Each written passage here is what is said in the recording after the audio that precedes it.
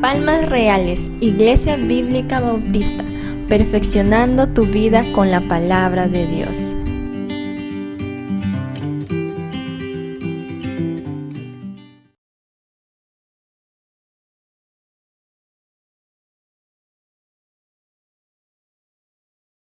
Bueno, justamente hemos empezado un nuevo año, estamos dando inicio a un año lleno de retos seguramente.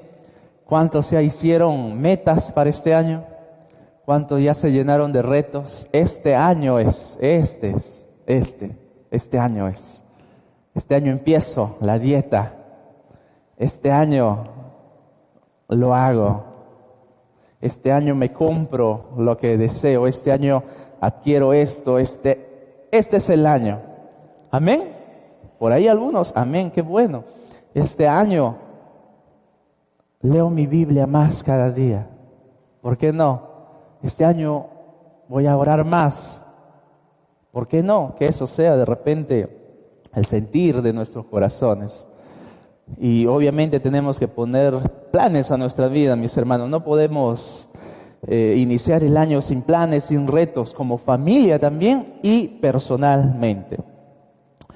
No solamente iniciar el año, sino que miramos atrás y de repente podemos observar un panorama trágico, un panorama de desgracias, un panorama de repente de tristezas, que no queremos recordar todo lo que ha pasado, todas las circunstancias. De repente ha sido un año bien duro, de repente ha sido un año bien difícil, con muchas cosas que haya pasado en nuestra vida, pero ahí estamos. Algunos o todos con unas o más dificultades, pero todos pasamos con dificultades, ¿verdad? Todos pasamos por diferentes situaciones en nuestra vida, pero ahí vamos. De alguna otra forma, miramos atrás, ¿cómo es posible que hemos atravesado esa tormenta? ¿Cómo es posible que Dios nos ha ayudado en estas olas tan grandes, tan difíciles? Definitivamente, seguramente Dios nos ha dado esas fuerzas para seguir en las tempestades que nos ha sobrevenido en este año. Y esas tempestades pueden ser problemas económicos de repente, problemas en tu matrimonio, problemas en tus estudios, algún problema en tu familia, un problema de enfermedad de repente, que te ha tenido todo el año allí meciéndote entre la emoción, la alegría de vivir y en otro la desesperación, la tristeza, la angustia, la incertidumbre. Se te mezcla todo, pero ahí el Señor nos ha tenido. Un problema con un hijo, con una hija. Uy, qué difícil es. ¿A quién? Al papá seguro. O a la mamá, no lo sé. Pero mis hermanos, aquí estamos para seguir adelante confiando en nuestro Señor. Cuando pienso en tempestades, cuando empiezo a ver olas y tormentas, siempre se me viene a la mente esta película famosa, de repente todos la han visto, El Náufrago. ¿Cuántos han visto El Náufrago? Dirigida por Robert Zemeckis, interpretada por el famoso actor Tom Hanks, ¿verdad? Marcó prácticamente toda una historia. La cuestión que la película, me gusta narrar constantemente la historia porque en varias ocasiones ya me han escuchado algunos seguramente, pero que debía de ser un vuelo común y normal, común y corriente, un día de trabajo. Chuck Nolan, el actor principal, tiene que salir y viajar internacionalmente a ver cómo está el negocio, FedEx, pero en ese vuelo, con la emoción todavía de casarse, porque regresando del vuelo tenía que casarse, contraer matrimonio, sufre un trágico accidente, ¿verdad? Su avión queda a la deriva, cuestión que él se queda solo, náufrago, en la cual va a parar en una isla solo. Y alrededor de varias circunstancias pasan 3 años ve la oportunidad de hacer una balsa de una manera precaria con lo que tenía, le sale mal porque se accidenta, se lastima la pierna, ¿se recuerdan? Aprendió a ser dentista, ¿se recuerdan? Seco quedó. Bajó de peso. Ahí tienen un ejemplo a seguir. 3 años. 3 años, náufrago, en una isla solo, comiendo solo coco, pescado por ahí, comiendo una que otra cosa.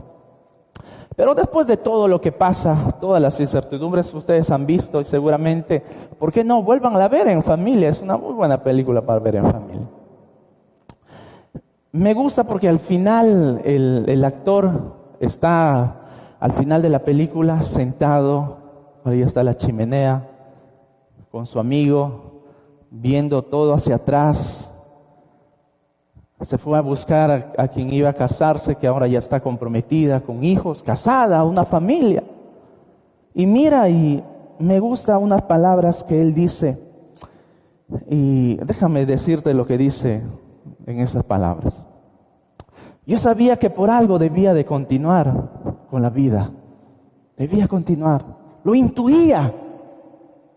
Tenía que seguir respirando. Aunque no tuviera razón alguna, porque mi lógica me decía que moriría en este lugar. Y fue lo que hice, continuar, conservar la vida, seguir respirando. Y sé que tengo que hacer ahora, seguir respirando, porque mañana saldrá el sol y quién sabe qué traerá la marea. Esa última parte es la que más me ha marcado desde la primera vez que lo vi. Porque mañana saldrá el sol y quién sabe lo que traerá la marea. Así es, mañana sale el sol y quién sabe lo que Dios traerá. ¿Quién sabe lo que Dios nos preparará para el día de mañana? Entramos en un nuevo año y quién sabe lo que Dios nos preparará para este 2023. ¿Alguien lo sabe? ¿Alguien sabe qué le espera en todo este año? ¿Alguien sabe cómo seguir adelante en medio de toda esta marea que vamos a tener que navegar en este 2023? Bueno, el tema de este sermón es que ¿cómo comenzar bien el año? La mejor manera, mis hermanos y amigos que nos visitan, es que mi deseo, el deseo de Dios, es que empieces con Dios de tu lado. En esta noche quiero que veamos la mejor manera de comenzar el año es viendo a Cristo, viendo a Jesús, viendo su vida, imitando lo que Él hizo, imitando lo que Él nos pide que nosotros hagamos. Y por ello le invito a que vaya por favor a Filipenses capítulo 2, un pasaje muy conocido, un pasaje maravilloso, me encanta Filipenses.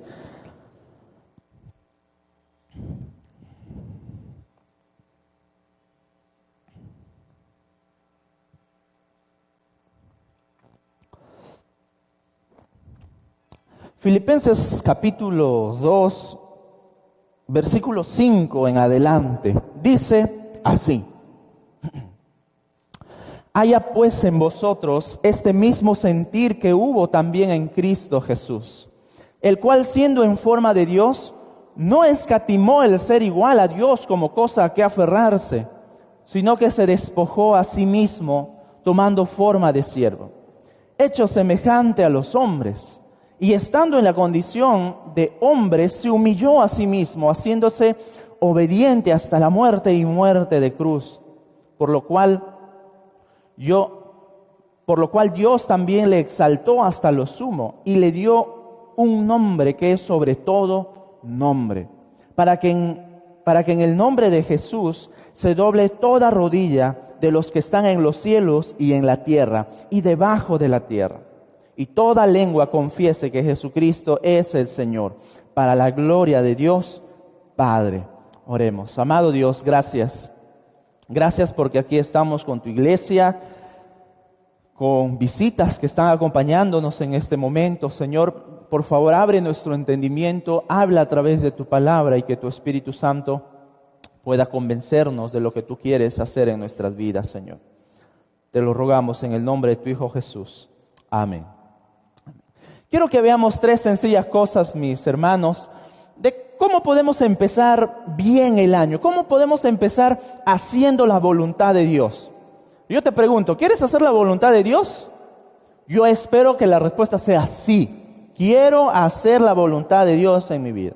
Bueno, empieza cumpliendo el deseo que Jesús está mostrando, al menos en este pasaje.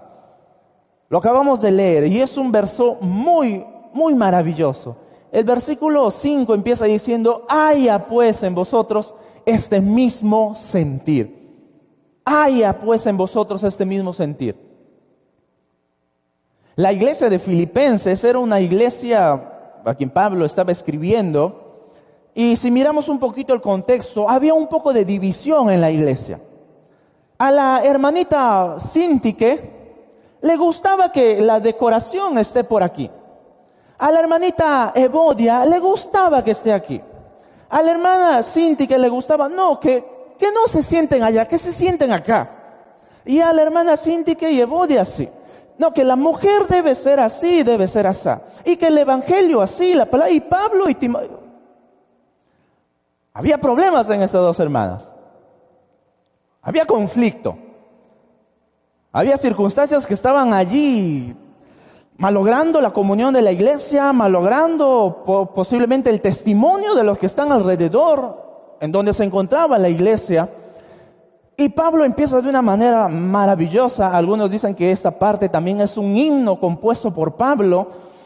Y yo creo que sí, porque son una de las pocas revelaciones tan llenas, sustanciosas de revelaciones teológicas de la manifestación de Cristo, en donde dice de manera sencilla: hay en vosotros el mismo sentir que hubo en Cristo.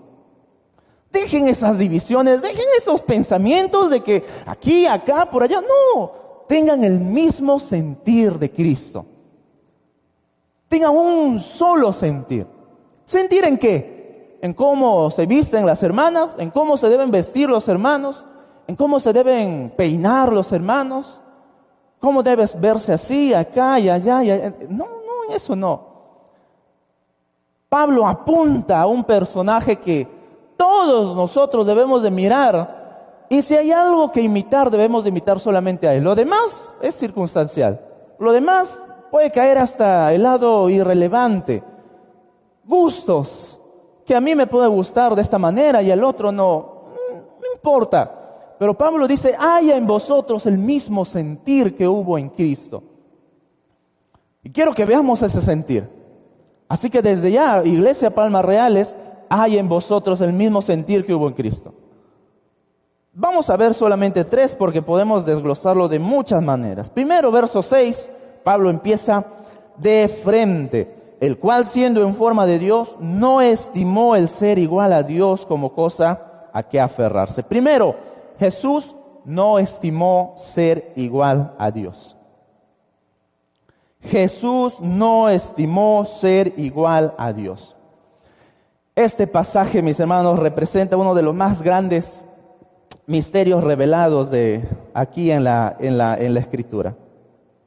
Porque nos muestra cuál fue la actitud de Cristo. ¿Cuál fue realmente ese corazón que le llevó a hacer todo lo que hizo a nuestro Señor Jesús? Te lo pongo de esa manera: Jesús lo tenía todo. Jesús estaba en su trono. Jesús recibía, y recibe hasta ahora, pero recibía la gloria, la honra. No tenía necesidad de nada. Sin embargo, Jesús estuvo dispuesto a renunciar a ello. Todo lo sublime que usted piensa, todo lo majestuoso, todo lo grandioso, lo maravilloso, Jesús lo tenía. Jesús era poseedor de todo ello. Y Jesús dijo: ¿sabes qué? No lo estimo. No voy a aferrarme a esas cosas. No, sencillamente Jesús dijo, renuncio a todas esas cosas. Y por si acaso, si alguien por allí está leyendo un poquito más detenidamente, no vaya a pensar de que entonces Jesús dejó de ser Dios. No, no. Jesús era, es y será Dios desde siempre. No vamos a entrar en esta noche a dilemas teológicos. Jesús es Dios para siempre, eternamente. Nunca dejó de serlo. Pero Jesús sencillamente dijo, no estimó. Es decir, Él no tenía algo a qué aferrarse. Él no estaba angustiado con ese poder, con esa gloria. Él no estaba aferrado allí. Sencillamente dijo, yo voy a hacer algo especial, yo voy a hacer algo único. Y me llama la atención el contraste que hay entre nosotros, los humanos.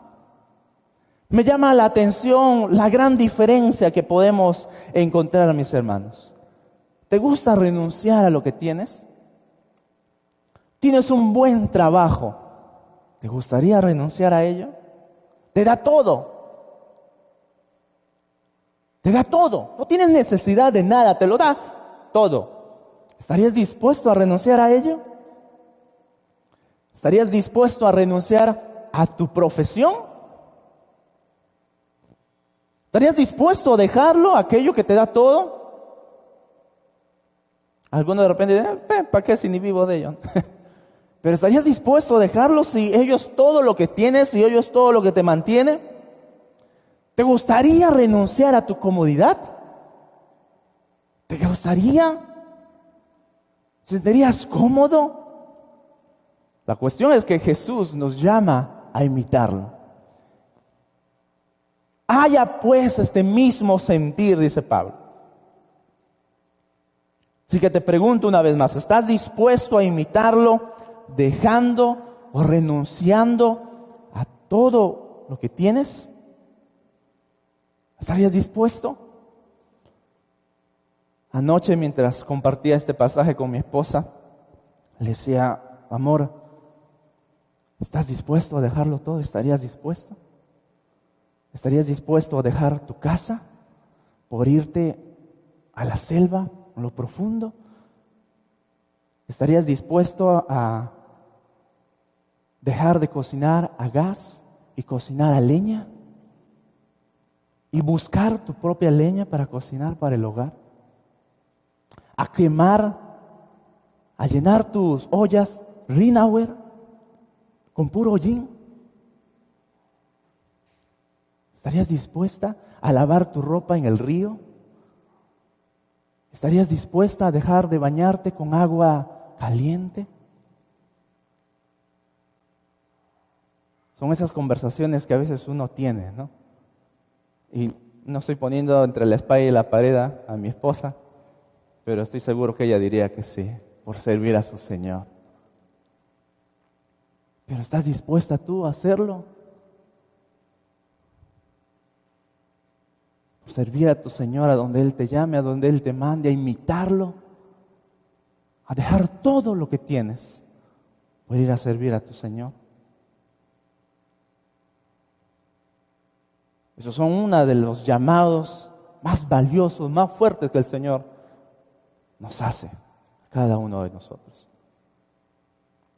¿Pero estarías dispuesto? ¿Estarías dispuesta a lo que Pablo nos está mostrando por esta actitud de Cristo? No estimó ser igual a Dios, no estimó ser esa sustancia, parte de la Trinidad. Mis hermanos, nuestro Señor es el ejemplo supremo en todo y lo hace hasta en renunciar a su propia gloria. Eso es lo primero. No estimó ser igual a Dios. No estimó ninguna cosa a que aferrarse. Porque Jesús mismo estuvo dispuesto a hacer la voluntad de Dios con todo lo que tenía. Con tal de hacer la voluntad de su Padre, claro que sí, yo lo voy a hacer. ¿Cuánto estamos dispuestos nosotros a dejar, a renunciar con tal de hacer la voluntad de nuestro Padre? ¿Cuánto estamos? Puedes medirlo, puedes contarlo, puedes apuntarlo en tu mano, puedes apuntarlo en una libreta. Estoy dispuesto a renunciar a esto, a esto, a esto, a esto. ¿Te costará todo? Solamente algo. No estimó ser igual a Dios. No estimó nada a que aferrarse con tal de hacer la voluntad de su Padre. Versículo 7, segundo en nuestros puntos. Sino que se despojó a sí mismo, tomando forma de siervo, hecho semejante a los hombres. Jesús no solamente dejó su gloria, sino que también se despojó a sí mismo. Aquí en este verso que acabamos de leer se desprende uno de los temas muy conocidos teológicamente como la kenosis de Cristo, donde Cristo se vació. Nuestro Señor Jesús dice se vació, y algunos malinterpretan esta palabra con vaciar. ¿A qué se refiere vaciar? Salen algunas teorías como, entonces Jesús perdió algunos atributos cuando se hizo hombre. Dejó de ser omnipresente, omnisciente y omnipotente porque se hizo hombre. No, Jesús no perdió ninguno de sus atributos. Jesús no dejó de ser Dios absolutamente, para nada, en ningún momento. Lo fue 100% Dios, 100% hombre en una sola persona. Pero ¿a qué se refiere Pablo cuando se nos está diciendo que Cristo se vació de ello? Bueno, veamos un poquito el contexto de lo que Pablo dice que se vació. Versículos 7, ahí mismo, una vez más, vamos a leer. Sino que se despojó a sí mismo, se vació a sí mismo, y Pablo explica, tomando forma ¿de qué? De siervo, hecho semejante a los hombres. Ahí está. Pablo está explicando la forma o cómo Dios se vació, se despojó, haciéndose forma, tomando forma de siervo, de hombre, de un ser humano. Lo que muchas veces los seres humanos alabamos nuestro cuerpo como un músculo, una figura, un cuerpo atlético como muchos, apariencia agradable, apariencia atractiva seguramente a los ojos. La mayoría de la gente de la humanidad se jacta de eso. Jesús se vació de esa forma. Eso es lo que Pablo está diciendo. Jesús tuvo que vaciarse, tuvo que adquirir una forma, lo más despreciable, que es forma de hombre, forma de ser humano, lo más vil que había en el universo. ¿Qué podría ser? ¿Una piedra, una roca, un lago? No, lo más vil, la forma de un hombre, de un ser humano, lo más pecador, lo más despreciable que era para Dios, pese a ser su creación, a lo que más amaba después de toda la tierra, el universo que hizo, sus hijos.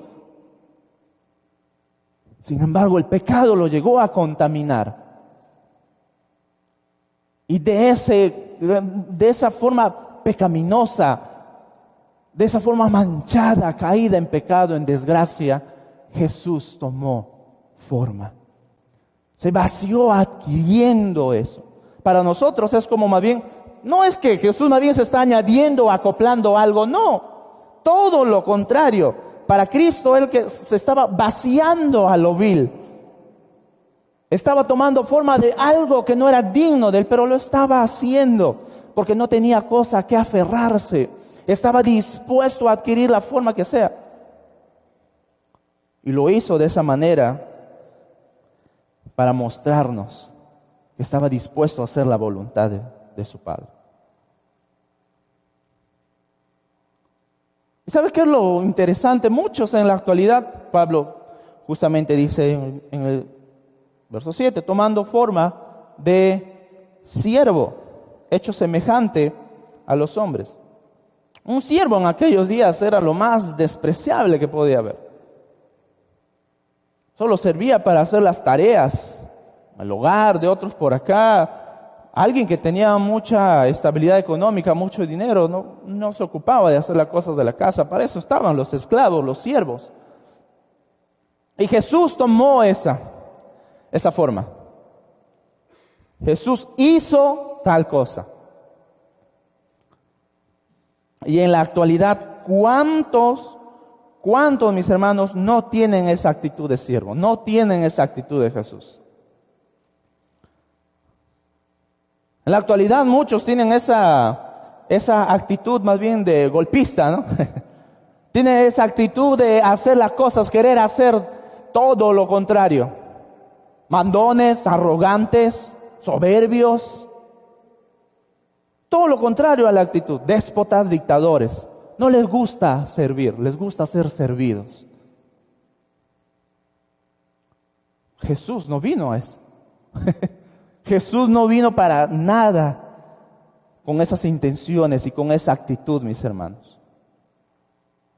Y tanto nos conoce, tanto sabe cómo somos, que para que veamos el mejor ejemplo a seguir, Él tuvo que mostrarnos cómo tener una actitud de siervo. Él tuvo que enseñarnos a cómo un siervo digno de su Padre debe de actuar, debe ser. ¿Se recuerdan?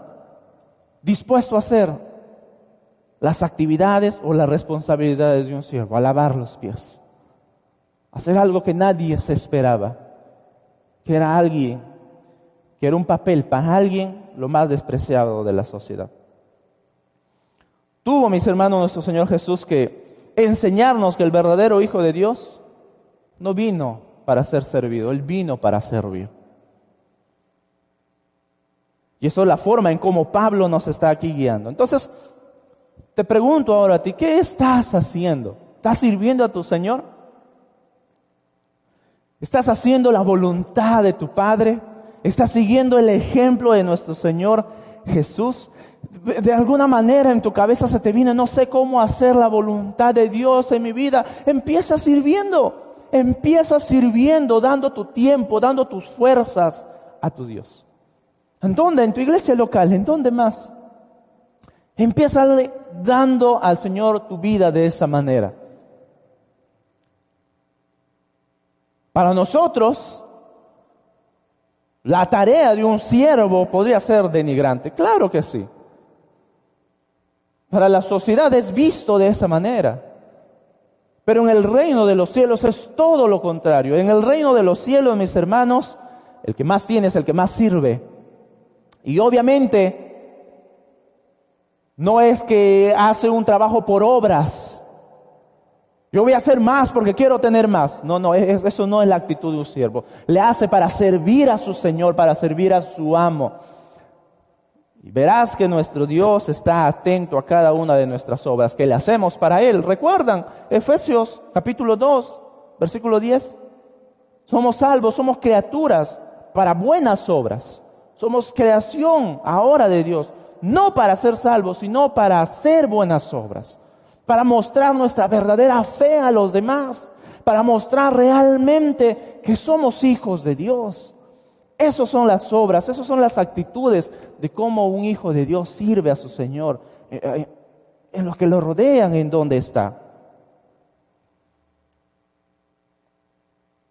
Empieza el año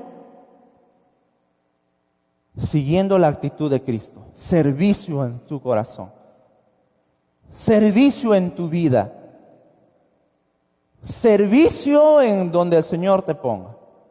Empieza haciendo eso. Tercero, verso 8. Y estando en la condición de hombre, se humilló a sí mismo, haciéndose obediente hasta la muerte y muerte de cruz. Nuestro Señor se humilló a sí mismo.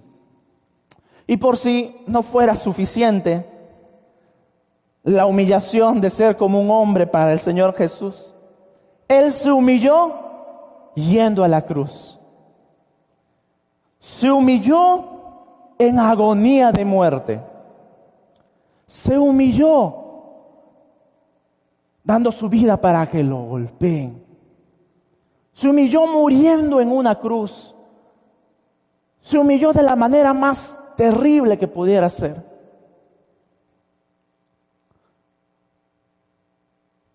Pablo añade la manera, en lo más humillante, la palabra que está en la última parte, y muerte de cruz, no está ahí por casualidad. Para los romanos, la muerte de cruz era totalmente prohibido. Un ciudadano romano no podía morir en una cruz. Prohibido morir. Para los judíos era todo lo contrario. Para los judíos morir en una cruz era una maldición de Dios mismo. Era una maldición de lo terrible, morir en una cruz. Y Pablo añade, se humilló a sí mismo haciendo esto, siendo como hombre, haciendo como siervo y exalto, y muerte de cruz. Por si no fuera suficiente humillación, nuestro Señor Jesús tuvo que morir en una cruz. ¿Qué tal la actitud de nuestro Señor Jesús? De dar su vida para morir en una cruz, mis hermanos. ¿Qué tal la actitud de nuestro Señor de estar dispuesto a dar su vida por nosotros? Yo veo aquí una escalera, se me viene a mi imagen una escalera, donde cada peldaño que uno va subiendo hacia arriba, obviamente, representa la humillación en el cual Cristo hizo. El primer escalón, dejar su gloria. Segundo, ser como siervo. Tercero, semejante. Siguiente, en el último, muerte de cruz. La humillación se ve, pero nuestro Señor estaba llevando a la gloria. Estaba yendo arriba para ser exaltado. ¿Por qué? Porque en el verso siguiente, verso 9, escucha cómo Pablo termina esta sección. Y muerte de cruz, por lo cual, aquí está la exaltación, cuando nuestro Señor Jesús llega a la meta, allí arriba, al último escalón, por lo cual Dios también lo exaltó hasta lo sumo, y le dio un nombre que es sobre todo nombre, para que en el nombre de Jesús se doble toda rodilla de los que están en los cielos y en la tierra y debajo de la tierra, y toda lengua confiese que Jesucristo es el Señor, para la gloria de Dios Padre. ¿Se da cuenta? Como Pablo nos va mostrando esa imagen maravillosa para ver la exaltación suprema que debe tener nuestro Señor Jesucristo. Mis hermanos, el ser eterno, el Señor Jesús, el Hijo de Dios, tuvo que pasar la muerte para mostrarnos cuánto realmente nos amaba. Spurgeon menciona de la siguiente manera en uno de sus comentarios: Jesús se inclinó,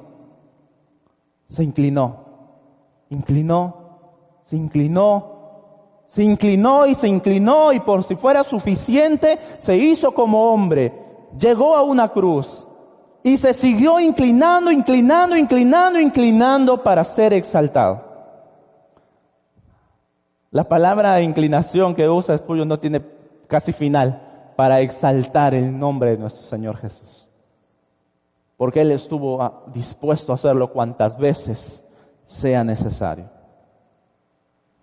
Con tal de salvarnos, con tal de que nosotros podamos estar aquí alabando y escuchando su palabra. Sí, mis hermanos, nuestro Señor Jesús se inclinó, nuestro Señor Jesús se humilló. No para que calentemos las bancas, no para que nos quedemos dormidos espiritualmente, si están durmiendo. También, no para que juegues a ser la iglesia, no para que solamente estés aquí burlándote de la gloria de Dios, burlándote de su nombre. No, nos salvó para que tú y yo le sirvamos, para que tú y yo sea más fácil, más sencillo hacer la voluntad de nuestro Padre. Él lo hizo posible y nosotros estamos aquí para eso. Y nosotros estamos aquí, mis hermanos, para realmente poder mostrar esa gloria, esa maravillosa obra gloriosa que el Señor Jesús hizo por nosotros. Eso hizo el Señor Jesús para que tú y yo le adoremos con toda nuestra devoción, para que tú y yo podamos cantarle, para que tú y yo podamos hacer una una explosión de alabanza a su nombre. Me gusta la frase explosión de alabanza, porque eso es la forma en como tú y yo deberíamos de responder al entender la maravillosa obra que Cristo estuvo dispuesto a hacer por ti y por mí. Esa es la respuesta en cómo cada uno de nosotros podemos hacerlo. Nuestra salvación tiene un trasfondo hermoso, nuestro Señor Jesús, porque Él cobró la vida de Él, cobró la propia vida de nuestro Señor Jesús. Así que, ¿quieres saber cómo empezar bien este año? Con nuevos retos, con nuevas metas, con nuevas perspectivas de lo que Dios va a poner este año en tu vida. ¿Por qué no empiezas siguiendo su ejemplo? ¿Por qué no empiezas siguiendo el ejemplo que Jesucristo estuvo dispuesto a hacer? Despojarse de lo que Él tuvo. Dispuesto a servir a su Señor. Tener una actitud de humildad, humillación. Tener esa actitud del Señor Jesús.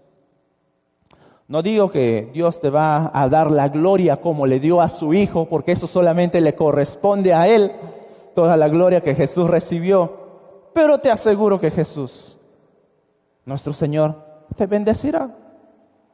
Aún en medio de las dificultades que van a venir este año, aún en medio de las olas que vendrán, aún en medio de las tormentas que van a venir en nuestro año, Jesús, nuestro Señor, estará con nosotros. Así que sí, tomando un poco la frase de Chuck Nolan, dile al Señor, no sé lo que va a venir este año, no sé lo que traigan las olas, no sé lo que va a venir, pero yo quiero seguir el ejemplo del Hijo. Yo quiero seguir la voluntad de mi Padre. Yo quiero seguir la voluntad de mi Padre. ¿Por qué no te pones de pie? Y mientras meditamos en el maravilloso ejemplo de nuestro Señor Jesús, en esa maravillosa experiencia que Él pasó por cada uno de nosotros, inclinemos nuestros rostros y digámosle al Señor, Señor, quiero empezar este año haciendo tu voluntad. Quiero empezar este año primeramente poniéndome a cuentas contigo. Perdónanos, Señor, nuestros pecados. Perdónanos aquellas cosas que están invadiendo nuestro corazón. Aquello que está tomando el control de nuestro corazón. Señor, toma tú el verdadero control. Y perdónanos, Señor. Ayúdanos a dejar este año que pasó, junto a lo que trajimos, Señor, el pasado, las tristezas, las circunstancias adversas, el pecado quizás. Perdónanos y ayúdanos a dejarlo atrás y seguir adelante, Señor. Pon en nosotros ese mismo sentir que hubo en Cristo Jesús. Pon en nosotros ese mismo sentir, Señor, que tú pusiste en ese hermoso corazón de nuestro Señor Jesús. Dispuesto a dejar todo lo que tenía. Dispuesto, Señor, a humillarse, dispuesto a seguir lo que tú querías. Habla en el corazón de tu iglesia, habla al corazón de tus hijos, Señor, y que en sus vidas pueda venir esta promesa de tu Hijo Jesús a nuestras vidas, Señor.